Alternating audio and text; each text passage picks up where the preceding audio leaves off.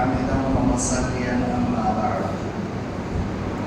أعوذ بالله السميع العليم من الشيطان الرجيم من همزه ونفثه ونفثه. بسم الله الرحمن الرحيم. ألف لام ميم غلبت الروم في أدنى الأرض وهم من بعد غلبهم سيغلبون. سامعین کرام، اللہ کی توفیق اور مہربانی سے الحمدللہ ہم لوگوں نے سورۃ الاحزاب تک نماز تراویح میں سماعت کیا ہے۔ سورۃ الروم سے باتیں شروع ہوئی تھی۔ سورۃ الروم یہ رومی سلطنت سے، اس کے بارے میں جو باتیں بیان ہوئی ہیں اسی سے ماخوذ ہے، اور اسی مناسبت سے اس سورہ کا نام سورۃ الروم ہے۔ نبی صلی اللہ علیہ وسلم کے زمانے میں دو بڑی سلطنتیں تھیں، ایک فارسیوں کی، ایک رومیوں کی۔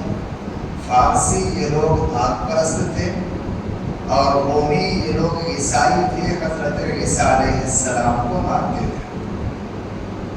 جب ان دونوں میں لڑائی ہوئی اور عیسائی لوگ ہار گئے اور فارسیوں کی حکومت قائم ہو گئی، تو مسلمانوں کو، صحابہ کرام کو تھوڑا غلط ہوا، اس لیے کہ عیسائی لوگ حضرت عیسیٰ علیہ السلام کو اللہ کا نبی مانتے ہیں، اللہ کی کتاب پر ایمان رکھتے ہیں، اور یہ مجوسی جو ہیں، فارسی لوگ، یہ لوگ آگ پرست ہیں، یہ لوگ اللہ کو مانتے نہ رسول کو مانتے۔ لہذا اس مناسبت سے مسلمانوں کی ان سے انسیت تھی۔ حضرت ابوبکر صدیق رضی اللہ تعالیٰ عنہ ابو جہل سے 5 سال کی مدت لی کہ 5 سال کے اندر دیکھنا پھر سے رومی لوگ غالب آ جائیں گے اور فارسی لوگ مغلوب ہو جائیں گے۔ نبی صلی اللہ علیہ وسلم کو بات معلوم ہوئی تو آپ صلی اللہ علیہ وسلم نے ابوبکر صدیق رضی اللہ عنہ سے کہا، اے ابوبکر صدیق، مدت کو تم بڑھا دو۔ بضع سنین کا جو لفظ آیا ہے 4 آیت میں، تو بضع سنین 3 سال سے لے کر کے 10 سال کے عرصہ کو بولا جاتا ہے۔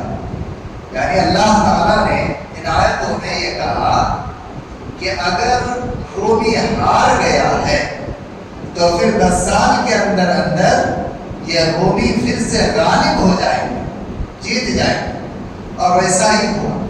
تو اللہ رب العزت نے ابتداءً باتوں کا تذکرہ کیا ہے، پھر آگے اللہ رب العزت نے اپنی نشانیوں کا تذکرہ کیا ہے۔ کہا دیکھو ہم نے تمہیں مٹی سے پیدا کیا، انسان کو اللہ نے مٹی سے پیدا کیا، یہ نشانی ہے۔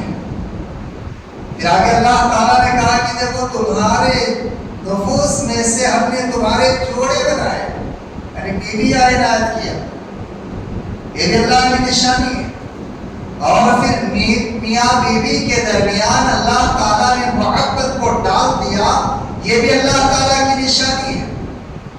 کیا تم اللہ تعالیٰ کی نشانیوں پر غور نہیں کرتے ہو؟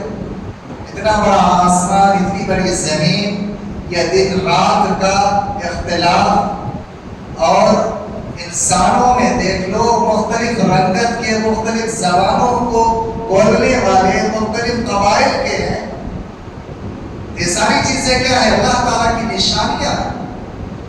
اللہ رب العزت نے اپنی نشانیوں کا تذکرہ کیا اور پھر ایک مثال دے کر کے سمجھایا، جب یہ ساری چیزیں اللہ تعالیٰ نے کی ہے تو تم ایک اللہ کی عبادت کرو، ایک اللہ کی عبادت چھوڑ کر کے دوسرے کی عبادت کرتے ہو۔ یہ مثال تم خود اپنے اوپر دیکھو کہ تمہارے نوکر چاکر کیا تمہارے مال دولت کے برابر کا حقدار نہیں ہے نا؟ تمہارے یہاں کام کرنے والے، تمہارے نوکر چاکر، وہ محنت مزدوری پہ کام کر رہے ہیں، ان کو اس کی مزدوری دے دی جاتی ہے، کام ختم۔ تم نے غلام خرید کر کے رکھا ہے، غلام تمہارا گھر کا کام کر رہا، تو غلام تمہارے برابر تو ہے نہیں، وہ تمہارے تابع ہے، تمہارے حکموں کے تحت چلنے والے۔ ٹھیک اسی طریقے سے اللہ چیزوں کی تم پرستش کرتے ہو، یاد رکھو یہ سب اللہ تعالیٰ کے نوکر چاکر ہیں، یہ اللہ کے غلام ہیں، اللہ کی رحمت کے متلاشی ہیں، اللہ کے خوشنودی کو حاصل کرنے کے در پہ ہیں۔ فرشتوں کو اللہ کی بیٹیاں مانتے تھے کفار مشرکین، فرشتے تو اللہ تعالیٰ کے کائندے ہیں، کام کرنے والے ہیں۔ اسی طریقے سے سورج کو پوچھتا ہے، چاند کو پوچھتا ہے، تو سورج کیا ہے؟ اللہ تعالیٰ کی مخلوق ہے، یہ تو خالق نہیں ہو سکتا ہے، یہ تو اللہ کا غلام ہے، اللہ رب العزت کے حکم کے تابع ہے۔ یہ دن رات کی آمد اور دیگر ساری چیزیں کیا ہے؟ اللہ رب العزت کے تابع ہے۔ اللہ تعالیٰ نے مثال دے کر کے سمجھایا، اور پھر اللہ تعالیٰ نے کہا کہ دیکھو اللہ تعالیٰ نے تمہیں پیدا کیا، تمہیں روزی روٹی دیا، تمہیں پھر موت دے گا، پھر موت کے بعد تمہاری پھر زندگی ہوگی۔ اللہ کے علاوہ تم جن چیزوں کی پرستش کرتے ہو، کیا وہ لوگ ایسا کر سکتا ہے؟ کیا وہ چیزیں ایسی کر سکتی ہیں؟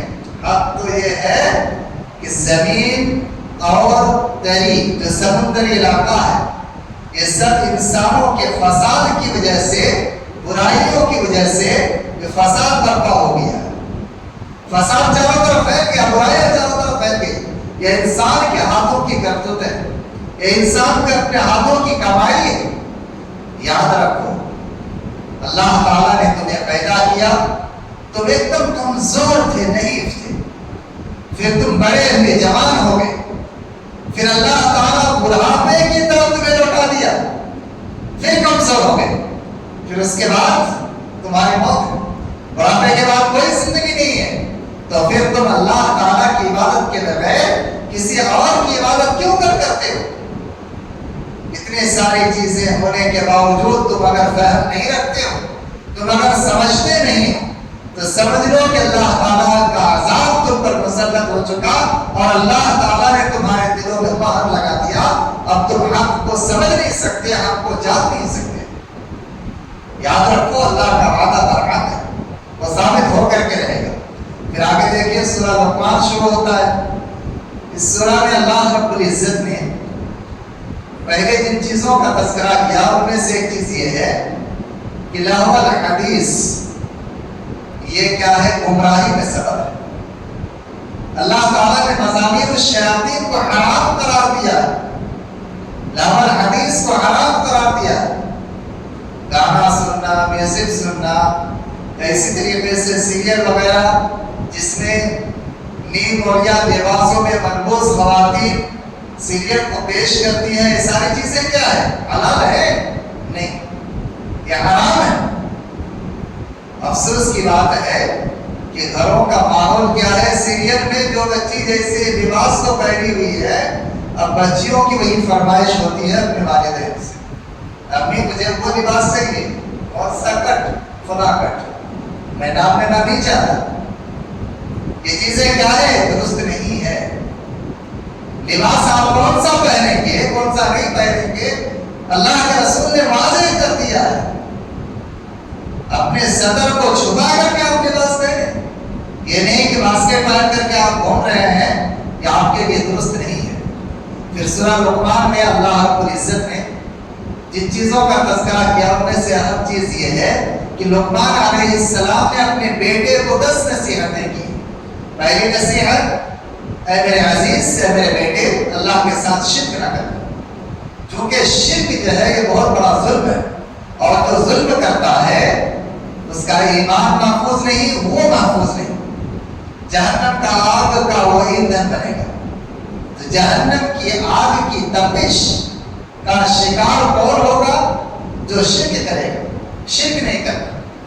پھر دوسری نصیحت اس نے یہ کی کہ میرے عزیز، والدین کی نافرمانی نہ کرنا، والدین کی نافرمانی نہ کرنا۔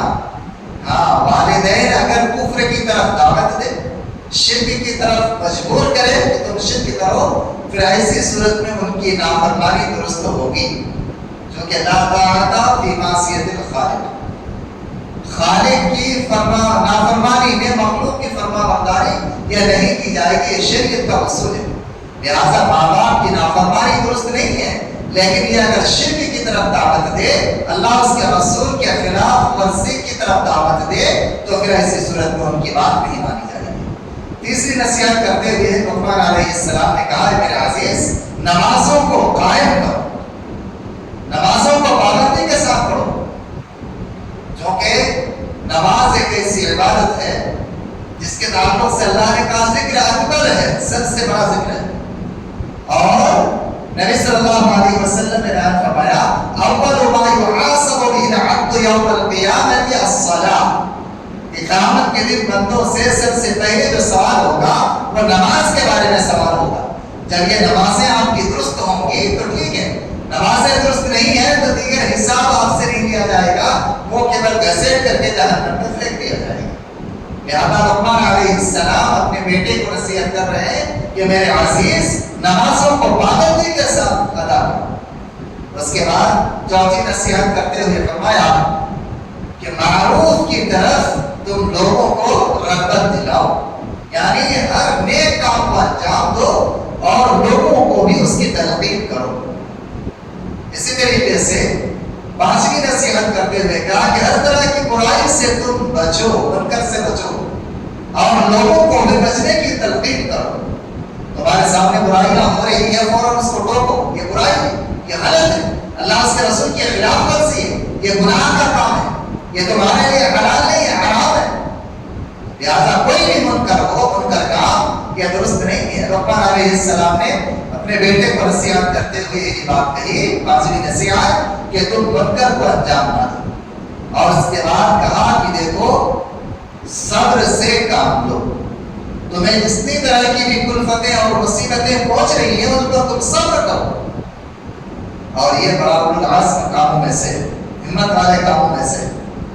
اس طرح سے نصیحت کرتے ہوئے لقمان علیہ السلام نے چھٹی نصیحت بیٹے کو یہ کی کہ میرے عزیز فخر کرتے ہوئے اپنے سے کمتر سمجھ کر کے لوگوں سے منہ نہ موڑا، ہر ایک سے گل مل کر کے رہنا، بات چیت کرتا یہ تو نیچ جات کا ہے، یہ تو فلاں ہے، یہ تو غریب ہے، وہ تو فلاں ہے، نہیں، سب انسان انسان ہے۔ ان اکرمکم عند اللہ اتقاکم، تم میں سے سب سے بہتر انسان وہ ہے جو زیادہ پرہیزگار ہے، زیادہ تقویٰ شعار ہے۔ لہذا کسی انسان کو تم کیا کرو، اس سے منہ نہ موڑو، اس سے مل جل کر کے رہو۔ مزید نصیحت کرتے ہوئے کہا کہ اکڑ کر کے زمین پر نہ چلو، زمین پر اکڑ کر کے چلنا درست نہیں ہے۔ ہاں میدان کارزار میں ہے اور اگر وہ اکڑ کر کے چل رہے ہیں تو کوئی حرج کی بات نہیں، اللہ تعالیٰ کو پسند ہے۔ اور ساتھ ہی فرمایا کہ دیکھو فخر نہ کرو، فخر کرنا ایک اتنا بڑا گناہ ہے کہ فخر کرنے سے آدمی کی نیکیاں ضائع ہو جاتی ہیں۔ اللہ تعالیٰ فخر کرنے والوں کو محبوب نہیں رکھتا، اور فخر کرنے والوں کو کل قیامت کے میدان میں چیونٹیوں کی شکل میں اللہ تعالیٰ چھوٹا چھوٹا بنائے گا، تمام مخلوقات پیروں تلے روزتی ہوئی جائے گی، یہ فخر کرنے والوں کا انجام ہوگا۔ لہذا لقمان علیہ السلام نے اپنے بیٹے کو نصیحت کرتے ہوئے کہا کہ دیکھو تم فخر نہ کرنا، اور 10ویں نصیحت کرتے ہوئے کہا کہ اپنی آواز کو برابر رکھنا، بہت زیادہ چیخنا چلانا بھی نہیں اور بہت زیادہ سلو آواز بھی نہیں، ایک دم سلو، کیا بولتے ہیں سمجھ نہیں آ رہا، اور بہت زیادہ چیخ رہے چلا رہے ہیں کہ کان کا پردہ پھٹ جائے گا ایسا لگ رہا ہے، نہیں، آواز کو نہانا رکھو۔ یہ 10 نصیحتیں لقمان علیہ السلام نے اپنے بیٹے سے کی۔ اللہ تعالیٰ نے سورہ لقمان میں ان چیزوں کو نازل کر کے ہمیں کیا پیغام دیا؟ ہمیں یہ پیغام دیا کہ بچوں کی تربیت کی ذمہ داری ہر والدین کی ہے، لہذا والدین اپنے بچوں کی صحیح تعلیم اور تربیت کا خیال کریں۔ پھر سورہ لقمان کے آخر میں اللہ تعالیٰ نے 5 غیبی چیزوں کا تذکرہ کیا کہ 5 باتیں ایسی ہیں جو غیب سے تعلق رکھتی ہیں، اللہ کے علاوہ کوئی نہیں جانتا۔ پہلی بات یہ ہے کہ قیامت کب قائم ہوگی، اللہ کے علاوہ کوئی نہیں جانتا۔ دوسری بات کہ بادل جو تمہارے سروں پر آ رہا ہے تو اس سے بارش ہوگی یا نہیں ہوگی، اللہ کے علاوہ کوئی نہیں جانتا۔ تیسری بات کہ ماں کے پیٹ میں جو زمین ہے وہ نیک وقت ہوگا یا بد اور اسی طریقے سے چوتھی بات کہ تم کل کہاں سے روزی روٹی کماؤ گے اور کھاؤ گے تمہیں نہیں معلوم. کل کا ٹھکانا کسی کو نہیں ہے، اللہ تعالیٰ ہی جانتا ہے. اور پانچویں بات، کس زمین پر تمہیں موت آئے گی تم کو خود بھی نہیں پتا ہے. یہاں پر تفسیر روح المعانی اگر آپ اٹھائیں تو ایک عجیب و غریب واقعہ ملے گا. واقعہ کچھ اس طرح سے ہے کہ حضرت سلیمان علیہ السلام کے وزیروں میں سے ایک وزیر جو کہ داؤد علیہ السلام کے زمانے میں بھی وزیر تھے اور سلیمان علیہ السلام کا بھی وزیر ہے.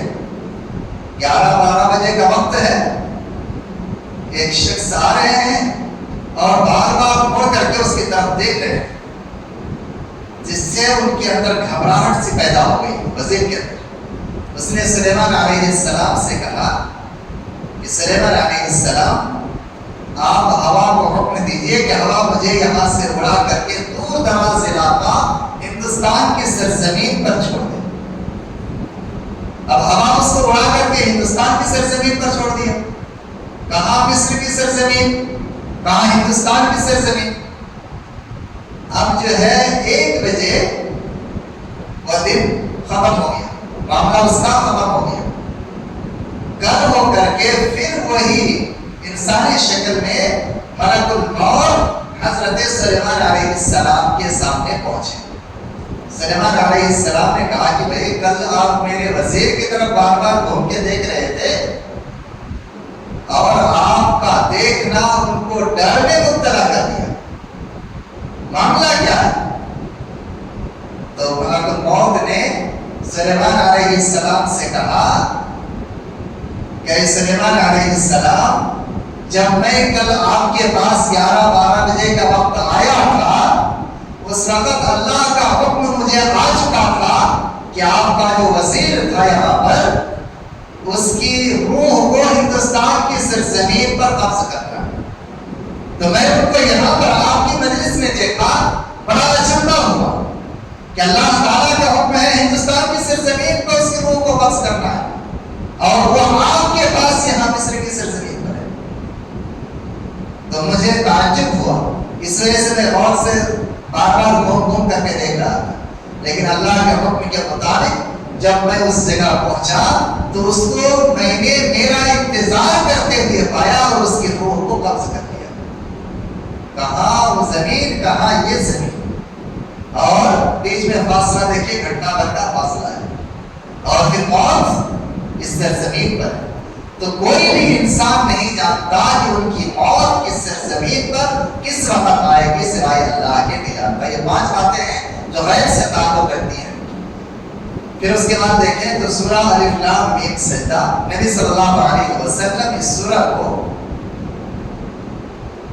فجر کی نماز کی پہلی رکعت میں جمعہ کے دن ہمیشہ پڑھا کرتے تھے اور دوسری رکعت میں سورہ فاتحہ کے بعد سورۃ الدہر جس کا دوسرا نام سورۃ الانسان ہے اس کو پڑھا کرتے تھے. اس سورہ کے اندر بھی اللہ رب العزت کی وحدانیت کا تذکرہ ہوا کہ اللہ تعالیٰ نے آسمان و زمین کو 6 دنوں میں پیدا کیا.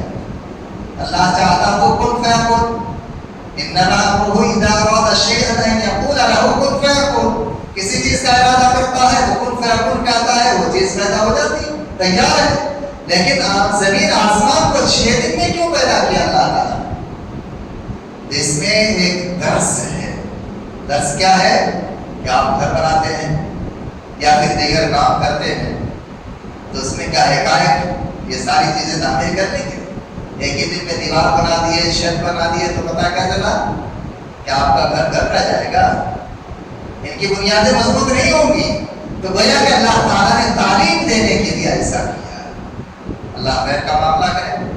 پھر آگے اللہ رب العزت نے قیامت کے ہولناکیوں کے بارے میں بیان فرمایا ہے کہ جب قیامت کے لیے روح سور پھونک دی جائے گی تو پھر ساری چیزیں ہلاک ہو جائیں گی اور پھر دوبارہ سور پھونکا جائے گا تو ساری چیزیں زندہ ہو کر کے فراش کے مانند میدان محشر میں جمع ہو جائیں گے.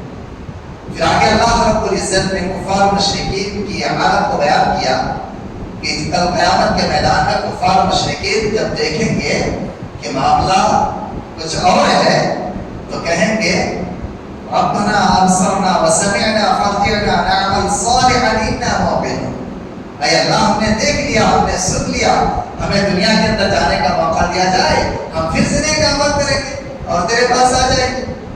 لیکن اللہ تعالیٰ ان کی بات کو نہیں سنے گا، یہ زمین آسمان بھر کر کے سونا دینا چاہے گا، پھر بھی اللہ تعالیٰ نہیں سنے گا۔ لاسٹ پوزیشن کیا ہوگی؟ وہ کہیں گے اے ہمارے رب، ہمارے جو بڑے تھے انہوں نے ہمیں گمراہ کیا ہے، لہذا راہ راست سے انہوں نے جو گمراہ کیا ہے ان کو زیادہ عذاب، ڈبل عذاب اس کے اوپر مسلط ہے اور ان کے اوپر لعنت نازل فرما۔ یہ دلیل جو باتیں کرتے ہیں نا، یہ بہت بڑی قباحت ہے ان کی، یہ دلیل بات نہیں کرنا۔ جب اللہ اس کے رسول کے بارے میں آپ کو جانکاری ہے، دلائل آپ کے پاس ہیں، ریفرنس ہیں، تو پھر آپ زبان کھولیں، پورا آپ کو اعتماد ہے کہ یہ صحیح بات ہے، تب زبان کھولیں، نہیں تو اس سے گریز کرنا چاہیے۔ پھر قیامت کے تعلق سے کفار مشرکین جو نبی صلی اللہ علیہ وسلم سے سوال کیا کرتے تھے قیامت کب آئے گی، تو اللہ تعالیٰ نے اس کا جواب دیا، کہا قیامت کب آئے گی اللہ تعالیٰ کے علاوہ کوئی نہیں جانتا ہے۔ یہاں سے بات ختم ہوتی ہے، سورۃ الاحزاب کی بات شروع ہوتی ہے۔ سورۃ الاحزاب میں بہت زیادہ مسئلے مسائل وغیرہ بیان ہوئے ہیں مرد و خواتین کے، ان میں سے ایک مسئلہ یہ ہے کہ نبی صلی اللہ علیہ وسلم بحیثیت معلم امت کے باپ ہیں اور نبی کی بیویاں امت کی مائیں ہیں، اور نبی صلی اللہ علیہ وسلم مومنوں پر ان کے نفس سے بھی زیادہ حق رکھتے ہیں۔ ماں باپ جو ہے دیکھیں تو 7 قسم کے، ان کی تفصیل میں نہیں جاؤں گا، ماں باپ 7 قسم کے ہو سکتے ہیں۔ سیدھی سیدھی بات، نسبی، رضائی، اخلاقی، آفیافی، سسرالی اور نبی اور متبنہ ماں باپ، یہ 7 قسم ہے ماں باپ کی۔ پھر آگے اللہ رب العزت نے جن چیزوں کا تذکرہ کیا ان میں سے ایک چیز یہ ہے کہ رسول اللہ صلی اللہ علیہ وسلم کی زندگی تمہارے لیے آئیڈیل اور نمونہ، لہذا تم کامیابی چاہتے ہو تو رسول اللہ صلی اللہ علیہ وسلم کی زندگی کو اپنا آئیڈیل اور اپنا نمونہ بنا لو اور اسی کے تحت، اسی کے نہج پر اپنی زندگی کو بتاؤ، تم کامیاب ہو جاؤ گے۔ پھر آگے اللہ رب العزت نے پردے کا حکم دیا اور پردے کے حکم کے بعد پھر اللہ تعالیٰ نے اس چیز کو واضح کیا کہ مسلمان مرد، مسلمان عورتیں، مومن مرد، مومن عورتیں، قناعت کرنے والے مرد، قناعت کرنے والی عورتیں، صدقہ کرنے والے مرد، صدقہ کرنے والی عورتیں، صبر کرنے والے مرد حضرات، صبر کرنے والی خواتین حضرات، اور اللہ سے ڈرنے والے مرد حضرات، اللہ سے ڈرنے والی خواتین حضرات، اور روزہ رکھنے والے مرد حضرات، روزہ رکھنے والے خواتین حضرات، اسی طریقے سے اپنی شرمگاہ کی حفاظت کرنے والے مرد حضرات اور خواتین حضرات، اسی طریقے سے کثرت سے اللہ تعالیٰ کا ذکر اذکار کرنے والے مرد حضرات، خواتین حضرات، ان کے لیے اللہ کے پاس مغفرت ہے اور اجر عظیم ہے۔ لہذا وہ جو صفات اس آیت کے اندر بیان ہوئی ہیں، ان صفاتوں کو اپنانے کی ضرورت ہے۔ پھر آگے اللہ رب العزت نے زید بن ثابت رضی اللہ تعالی عنہ اور حضرت زینب بنت جحش رضی اللہ تعالی عنہا اور نبی صلی اللہ علیہ وسلم کا جو معاملہ تھا اس معاملہ کو واضح کیا۔ معاملہ کیا تھا کہ زید نبی صلی اللہ علیہ وسلم نے ان کو اپنا متبنہ بیٹا بنایا تھا، اللہ تعالیٰ نے منع کر دیا۔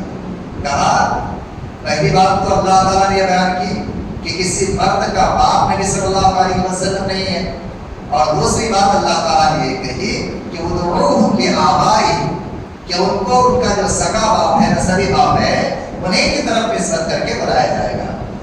تو زینب بنت جحش کی شادی کس سے ہوئی؟ زید رضی اللہ تعالیٰ عنہ سے، زید بن ثابت رضی اللہ عنہ سے ہوئی۔ اب شادی ہونے کے بعد طلاق ہو گیا.